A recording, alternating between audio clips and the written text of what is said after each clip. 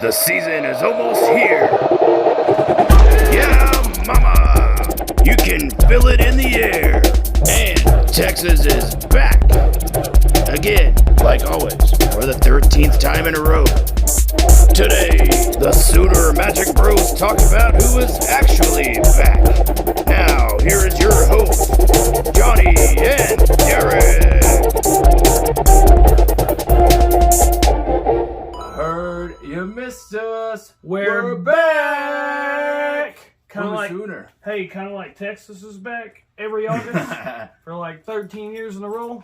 No, we're actually for real back. We're back. Me and him are back. We just went halfway across the country and back. Absolutely. We had a lot of fun.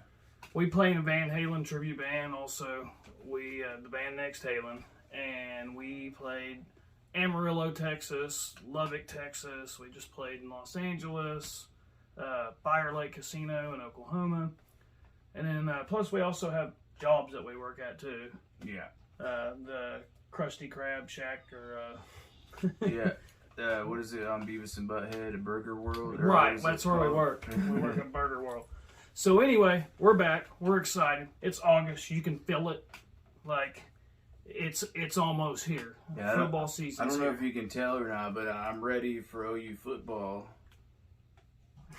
I've been wearing this all day. This isn't just for the video. Right. So we've been gone a while. We got a lot of things to talk about. The first thing that we're going to talk about is the Cale Gundy situation. We got to get that over with. Yeah. It sucks. It's horrible, man. I get it. On the other hand, I really like, if you haven't watched what Bob Stoops said about it in his video, I thought it was, Bob Stoops is like that guy, like, you know, when shit hits the fan, something goes wrong in your life, and you call your dad or your mom or your grandma or your grandpa, and they make you feel better about it and kind of give you that pep talk and get you off the ground, dust you off. Bob Stoops is that guy for Oklahoma football, right? Absolutely. And but the way I see it, man, is I like the way he said, you know, there is no sides to pick. There's no winning side on that deal. It just sucks. Cale Gundy was here a long time. He was a player when I was a little baby or toddler or whatever in the early 90s. And he's been an awesome coach.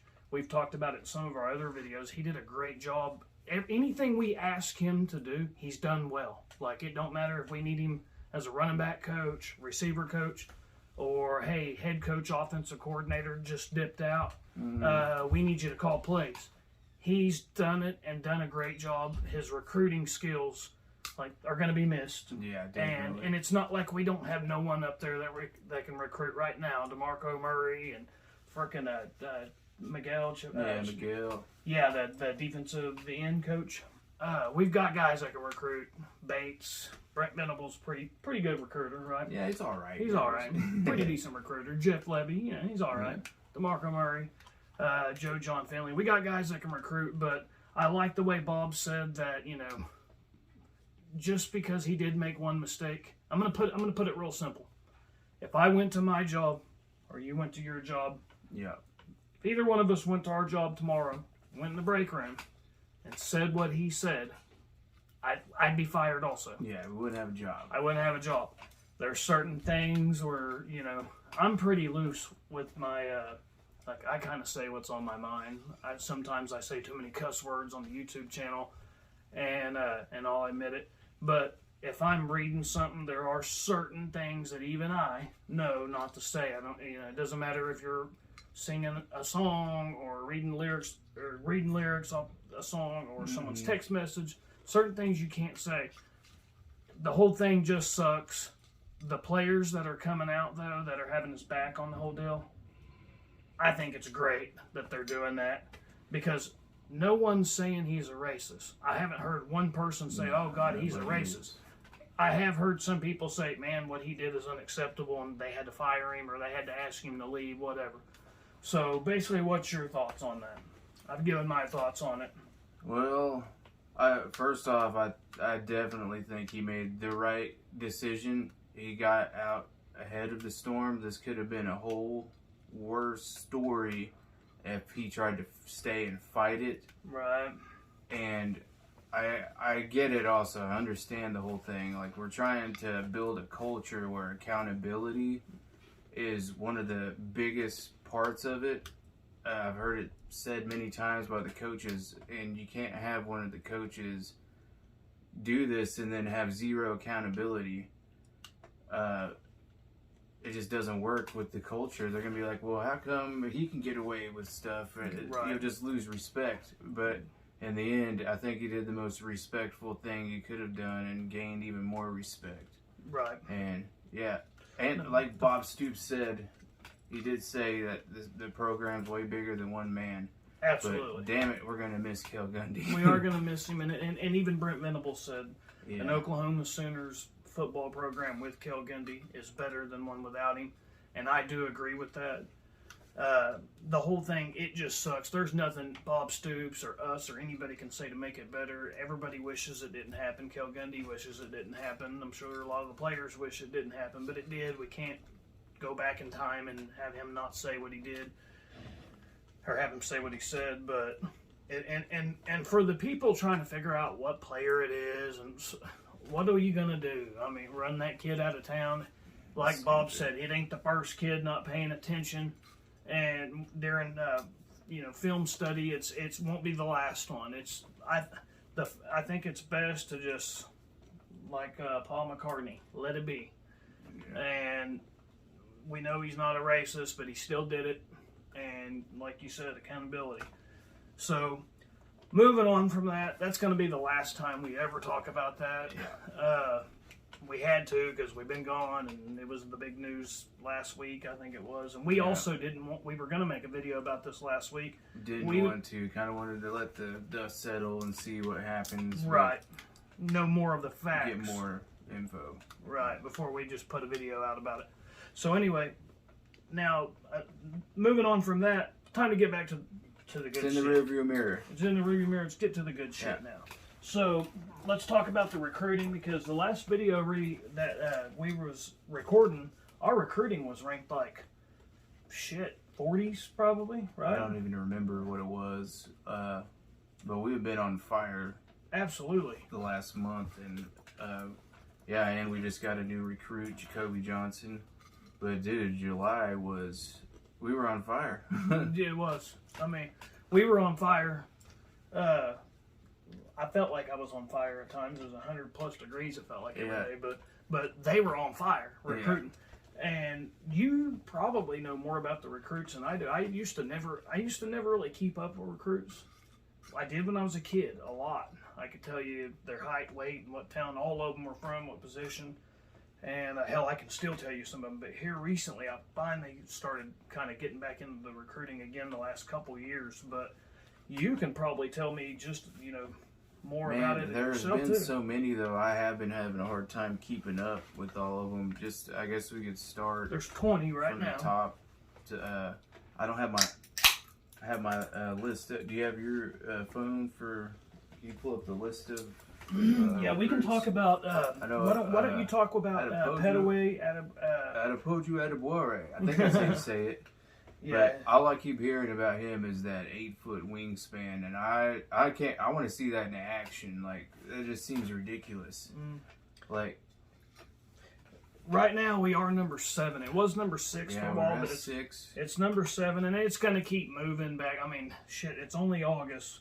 And then once teams start winning games, and hey, the very first week 1, half the teams have a loss, and half the teams are undefeated. So you're going to see this change, by December. It's only August. We still have several months. Some of these guys that are even committed on other teams will decommit. Nothing's set by any means, but as it is right now, it is number 7. We got 20 guys that have, I guess they call it hard commits. They've all but signed, pretty much they're almost guarantees.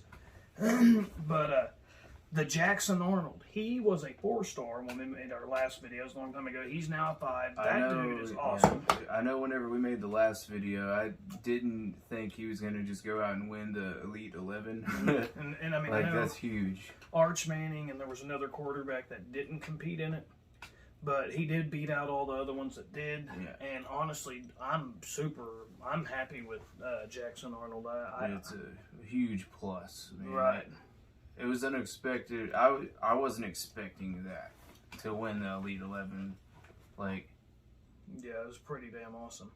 And even that kind of thing helps with recruiting. So, okay, I'm just going to do it like this. oh yeah, how many people are going to want to play for him now? 1, 2, 3, 4, 5, 6, 7, 8, 9, 10, 11, 12. So we got 12 guys that are 4 stars or more currently on this class. It's a lot. And yeah, and not to mention you got defense. He's an athlete, Jacoby Johnson. I've heard he's going to probably play corner or safety, but dude's really good at receiver also. And then you got offense. I thought he was pretty good offense. at running back in the highlights too, man. Nobody could get him. Nobody Right. could tackle him. He could almost play anything, I guess, because like nobody can tackle him. But yeah, he was playing receiver. So yeah, it's everything. shaping up to be a good looking class, and who knows? Hell, this class could end up having 27 kids, like the Texas Longhorns recruiting class last year. It was a top 5 class in large part because they had so many guys signed to the class, and a lot of times, like even the class, like I remember there was a class we had in 2021. I think it was the Caleb Williams class, and there was only I want to say a little more than 15 guys on it. And had we had, if we would have had your normal 25 guys on it, it would have been ranked a lot higher than it was. But you're not going to have to worry about that this year. I think we're going to definitely have at least 25 kids on this class, which will help get you those rankings that we're always hoping for. It seemed like Lincoln had signed small classes. He did, like I think. The teens. Did he ever sign more than 20 people? I believe he did that because he liked keeping a lot of room on the roster for transfers. I think he has a thing with the transfers. But anyway, so going into this season, I believe we are replacing 14 starters. Now, normally I'm like, ugh, that's a lot. Like we were just talking to our dad a minute ago. He called right when we was about to record this video. And, of course, he's looking at it like, in the Big 12, this team should dominate. And, we should dominate the Big 12 and go maybe 1 loss or undefeated in conference play. And I get it. But Baylor, they're still going to be damn good. Oklahoma State's going to be really good. I know they lost the defensive coordinator. There's some guys they've lost too. But Iowa State, they still have the same coach. They still have the same culture. They're not going to be, a cakewalk.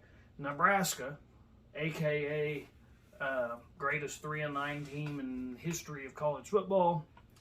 I'm on that boat just because I want a lot of money with them betting on this point spread. Yeah, I'm sure they were. Yeah, you probably did on the spread. Yeah. But they got Casey close. Thompson. They were really close to winning a lot of those games. They just couldn't finish, Well, you know what it tells me is that it's a team that didn't know how to win. Yeah. They were the exact opposite of Oklahoma. Us, yeah. And they found ways they couldn't.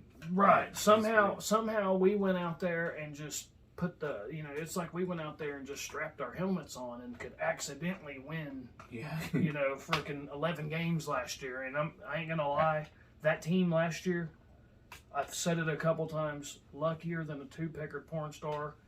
It was amazing how this team, I remember telling Dad after not only the OU Texas game, but even after, I want to say it was, Iowa State game. Yeah. We did not play that well. And in the Kansas game, with Caleb taking the ball away and getting the first, and it was just from Kennedy Brooks. Kennedy Brooks. And I told Dad, I'm like, dude, this. I said, this is one of the luckiest teams I've ever seen. Yeah. Like, with the shit that went down against Texas, everything that went down against Kansas, everything that went down Iowa State. We won so many games by this much. Like, meanwhile, Nebraska's barely losing games by this much. Yeah. And it just felt like, I remember being 9-0 and we're not even in the top 10. And I remember thinking, well, for a reason we are. They're not just being mean because they hate Oklahoma. This don't look like no top 5 team, and they're not going to rank us as such. But this year's team, I know we're missing 14 starters, which is what I keep telling my dad. Like, dude, I think we're replacing like 7 guys on offense, 7 starters going on offense, and I believe 7 starters going on defense, plus our kicker's gone. And Dad's response was, son, it ain't like those are 14 starters on this great, great team. You know, having 7 new starters on each side of the ball may not be a bad thing. Yeah. What do you think about that? Yeah, I didn't hear the rest of the phone call, but dude, I totally agree. Like, I keep saying that it's hard for me to imagine that this team now with Venables could be any worse than it was last year. Mm-hmm. With the man, it just didn't seem like Lincoln could move the ball. It didn't seem like the same Lincoln Riley that we're used to, for one. So I'm hoping that getting Jeff Lebby in, we're going to actually be moving the ball and scoring some points, and also have a defense that is punishing. Yes. And that's the way I'm seeing it. And maybe in its infancy, maybe it's not going to be as great as it will be later on, but I just still can't see how it can be any worse than it was in the last season. It was every single game we were just like on the edge of our seats. Oh Lord, I invented cuss words you didn't even know existed. Watching this team play last year. How did you watch the defense? Well, okay. Remember? Okay. This is something that some people are Oklahoma fans watching videos of Oklahoma fans. And there are some USC fans watching videos of Oklahoma fans. You want to know what for real they think? Well, they hate him because he's gone. I'll tell you exactly how I felt about Lincoln Riley, as if he was still here, and how I felt about Lincoln Riley when he was here. What I had said last year when we almost got beat by Kansas, we almost got beat by Tulane, we almost got beat by Iowa State, we almost got beat by Texas, we almost got beat by West Virginia, we almost got beat. Go on and on and on. Almost everybody. Almost every Tulane. team. Did you mention Tulane? I mentioned already? that. Okay. And anyway, what I was saying is, I was not saying we need to fire Lincoln Riley. I was not on that ship. That was not me. However, you can ask anybody that knows me. What I was saying last year, before everything went down, I said, man, maybe it's time Lincoln Riley hires a co-offensive coordinator to help relieve the duties of it. Someone, even if it's someone who's essentially copy and pasting his offense, whatever. But maybe he's got way too much stacked on his plate, and maybe now is a great time to hire some hotshot offensive coordinator who can come in, be an offensive coordinator, and just focus on offensive coordinator, and then Lincoln Riley can just be a head coach and a quarterback coach. Yeah, that's what he's best at. Which is what I would have loved to have seen. I also was crossing my fingers and hoping like hell that Alex Grinch would take a head coaching job at, frickin' Rice or something. I mean, whoever was going to offer. I think not Iowa State. I want to say, was it Texas Tech? May have been looking at Alex Grinch, or his name had popped up for some of the other jobs in the Big 12. And I was like, man, I do think our defense has gotten a tiny bit better. But let's be honest, when Alex Grinch got here, it had nowhere to go but up. And however, did it get better? Did it not? You can look at the numbers. That's great. But I don't know if Oklahoma's defense got better in 19 and 20 and 21, or did the offenses get a little less high flying and or the offense is a little shittier, or was Oklahoma's defense a little better? I do know that when we went to the playoffs each year, we got spanked and smashed a little worse and a little worse until all of a sudden you ain't making playoffs and you ain't winning Big 12. So anyway, that's how I actually felt. I was crossing my fingers that Alex Grinch would take another head coaching job somewhere else, and then I was hoping that Lincoln Riley would hire an offensive coordinator. So what's funny is, if you would have told me, yeah, man, we did. We hired another offensive coordinator. It's Jeff Lebby, the guy who's had a top 5 offense. I would have been really happy. If you would have told me, hey, guess what? What if I told you Brent Venables is also on the staff with Todd Bates? I would have been even more happy. So, I'm pretty pumped about it, and I really do think that maybe there are some college football fan bases that are laughing at Oklahoma fans because we're so pumped up. Like I seen where one guy had said, how delusional could Oklahoma fans be? They just lost their head coach, both of their 5-star quarterbacks, 14 starters, and all of a sudden they think they're going to be better. And, you know, here's what I got to say. If you think they called Oklahoma fans, they said we were stupid back in the day when we wanted Jason White to be the starter over Nate Hibble. They really thought we were stupid whenever we wanted Caleb Williams to be the starter over Spencer Rattler. Man, as Oklahoma fans, how stupid could they be? You got this Heisman Trophy candidate, future first-round draft pick, and they want a true freshman? Well, come to find out, we were right about that. Yeah, he's special. We wanted Adrian Peterson as a true freshman to be the starter, you know.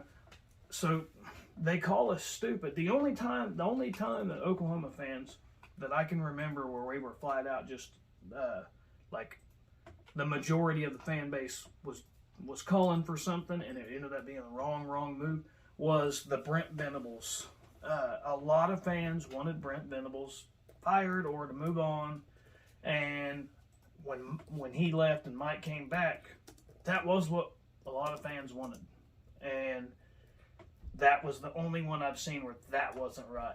Like, and the Josh Heupel one, none of the fans really asked for that. It was a crazy thing that just happened.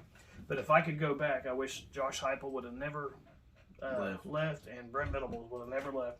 Dude, if we could go back in time. Imagine what that would look like today. Imagine what that would have been like. That's crazy. Well, what it probably would have been like is Josh Heupel would have ended up being the head coach, and probably would still be the head coach right now. Who knows? Yeah. But I know 7 starters gone, offense in. So 14. I'm pretty sure, I could be wrong. I have to re-look this up, but it's about 14 starters that are missing from last season. If this was 10 years ago, I'd be worried about it. Back in the day, if you lost this many starters, you would not be able to recover in 1 year. You would be a given, like, oh, you lost 2 5-star quarterbacks and you lost 14 starters and your kicker. It would be almost a given. Even if you was able to get transfers in, you know, they can't. Back in the day, they had to set out for a year before they could play. So even if there wasn't no transfer portal where guys could immediately play. So the fact that we were able to bring in, how many was it? Didn't we bring in at least 10, 15 transfer guys? That's not counting your guys that are, there was like a guy we had gotten that was a walk-on. He walked on here. He had scholarships to play other places, but walking on here. Oh, the dude that was committed to Clemson and walked on? Well, no, that guy's actually got a scholarship. But basically, there's over 10 guys that were like legit starters at other programs. So this day and age, you can reload a fucking program much faster than you could if it was 10 years ago or even 5 years ago for that matter. It was even, more difficult 5 years ago. The Baker had to sit out back when he was a starter, and that was 14 and 15. Yeah. First year here was 14. He played 15. That would have been 8 years. So, 5-10 years ago. So, the fact that they're able to, and then JUCO guys, you can still get in, which is where we went. That's another thing that's happened since our last video. We've gotten that, we got the booty call. General Booty. And, man, I'm actually real happy. I think he's going to be our backup. That's another transfer guy that is on the list, but QB2? I think he's going to be QB2. What do you think? Who's your QB2 pick? Man, I think you're right. I think it's got to be Booty. The booty call. It's got to be 13 transfers. Damn. That's not counting General Booty is also on here as, speaking of the booty. Tarver. That's the defensive line guy. He was, I believe he was a guy out of high school, but I could be wrong. He could be a JUCO guy. I think he was a high school guy. Hester, we got from Missouri. We got a guy from wide receiver from Arizona State. So we got 2 wide receiver transfers. Oh, and then also the guy from Pitt. Yep. And then we got we got a big 6'6" offensive tackle from TCU. Jeffrey Johnson. Dude. That's going to be, I think that's going to be huge, dude. This is one thing I've been saying has been missing since, like, Gerald McCoy days. Mm-hmm. But that guy, I think, is going to be, like, an X factor. Like, if we come out in this season and the defense is different, they are changed, they're better, say what, top 25 defense, it's going to be not only Brent Venables' effect and Jeff Ledby, Todd Bates' effect and all that. It'll be because we got stronger, tougher, and bigger up front. And that Jeffrey Johnson could be a part of that happening.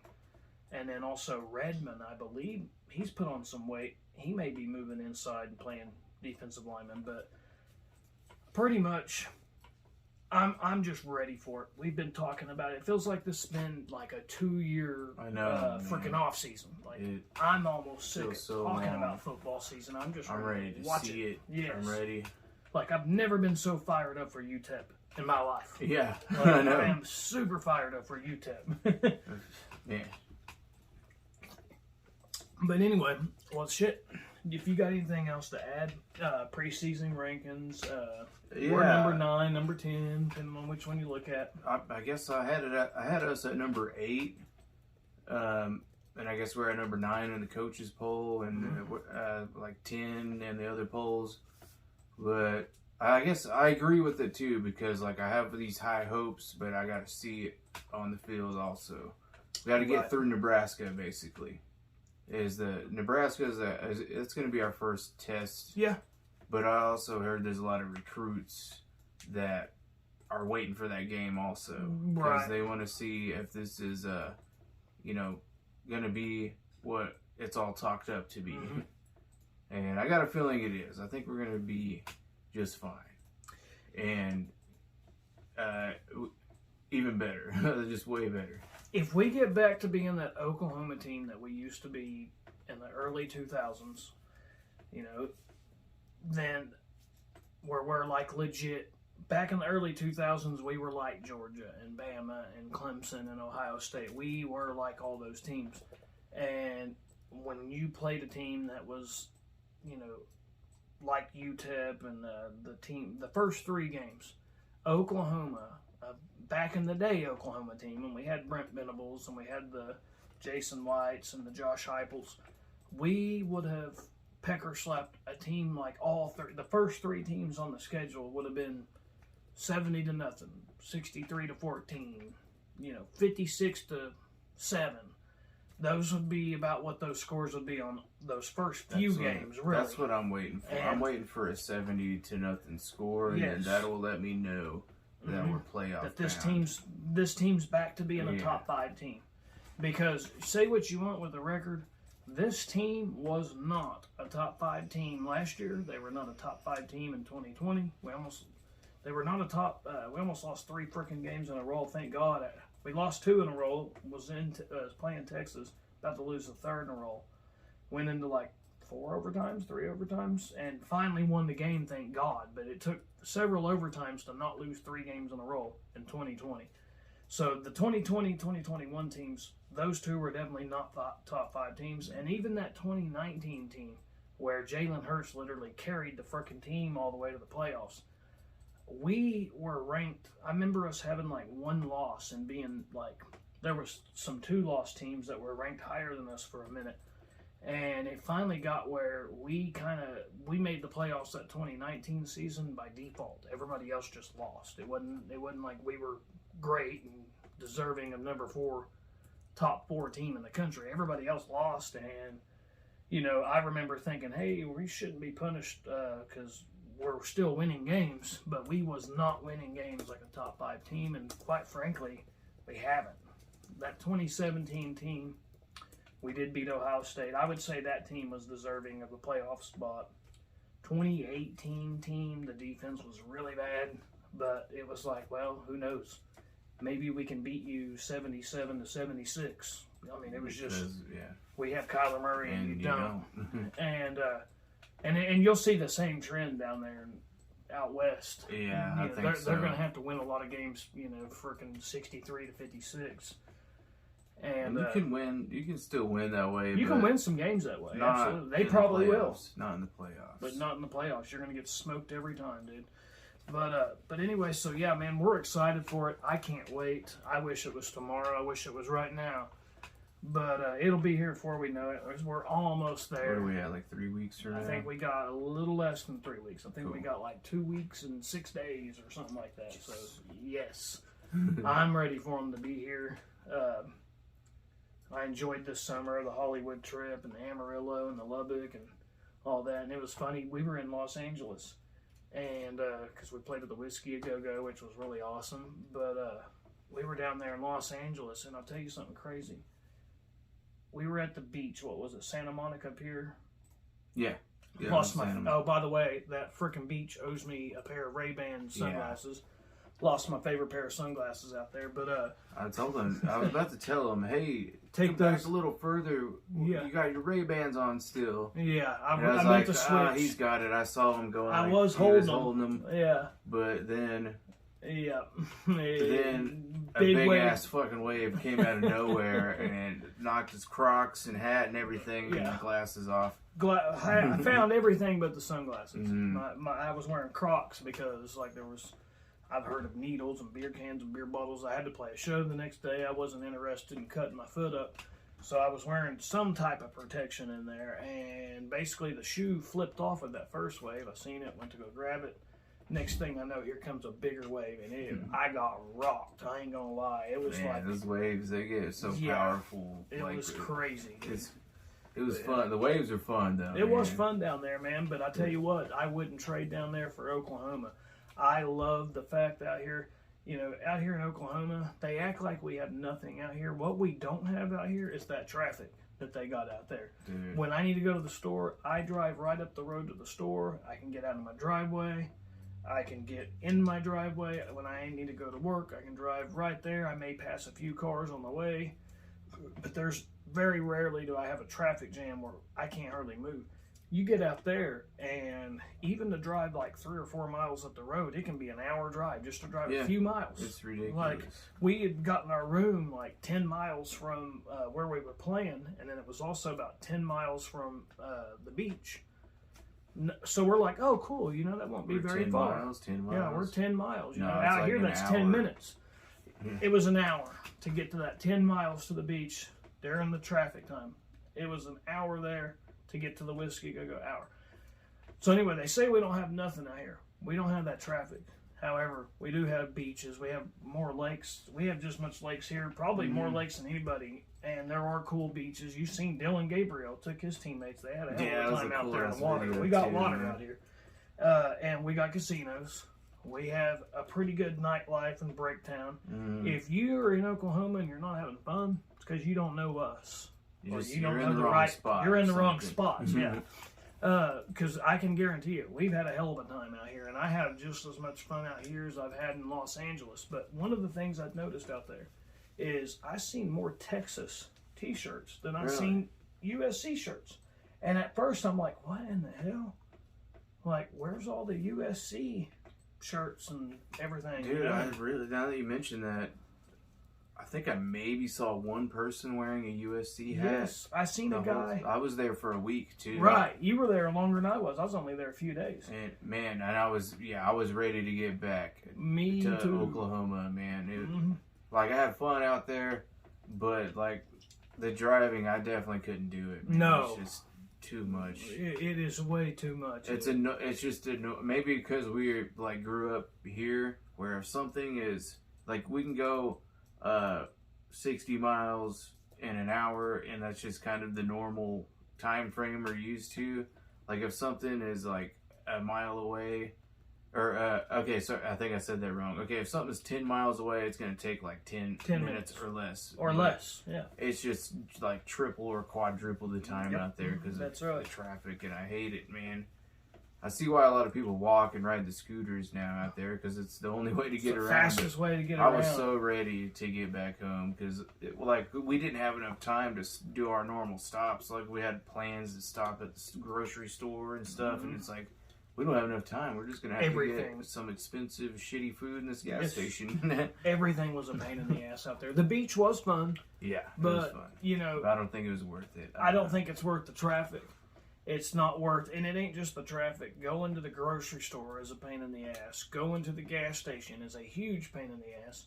It's like, yeah, there's fun beaches, but damn, how long is it going to take you to get there? We got lakes, you know, we go out to the lakes all the time and have a blast. If you want waves, we drive right there. Yeah, and there's if you want waves, dude, the Hurricane Harbor here has the wave right. pool, and yeah, it's about the same, man. I and if you lose your sunglasses, it's a lot easier to find. You can find them down there. Yeah. But in that ocean, they're gone. Those sunglasses, they were Dunsky, dude. I was so irritated. But anyway, overall, it's not to mention the casinos we have here. The frickin' we got lakes here. We've got a lot of cool stuff out here. Like, I mean, we have pretty cool parties out there on the coves and stuff. It's amazing that people really believe that you can't have any fun out here. I'm like, dude, I've had the time of my life out here. We went all over the country. We've been everywhere. There's a lot of places that feel like home, even if there is a lot more traffic. But like Oklahoma is just as good as any other place. It really is. Mm-hmm. And it might be because we've lived here, and that's why we love it. There's plenty to do. I like visiting Los Angeles. I like visiting Dallas. Yeah, I like visiting places. Right, but Los Angeles and Dallas, I have a pretty good time. And even Austin, Texas. You know, San Antonio, and we've been to Corpus Christi. Our band's played at all these places. Newton, Iowa, Mississippi. We've played in Arkansas. We've played in everywhere in Oklahoma. A lot of places in Texas, Lubbock and Amarillo. Amarillo was really awesome. But anyway, it's one of them things where this place, people that want to say that this place is boring and well, you ain't never hung out with us down here, that's for sure. But anyway, football season, that's another great place to be too in Oklahoma. Is we love Jenkins and Lindsay on football Saturday when it's a home game. Oh yeah, it's popping. It is popping up there. But anyway, well, hey, we're gonna get out of here, and we will be back. Maybe do something before the season starts, maybe game week or something like that. Or maybe wait until there is the first game, and because we don't want to come out here and just bullshit, every week. So yeah, we're gonna wait till the football season starts before we're doing videos every week. So yeah, I'm ready for the season. I'll definitely think we'll have better, cooler, longer, bigger, faster, stronger, harder videos once the season starts. Absolutely. Well, Boomer. We're almost there, though. Almost there. Boomer Sooner. Boomer Sooner.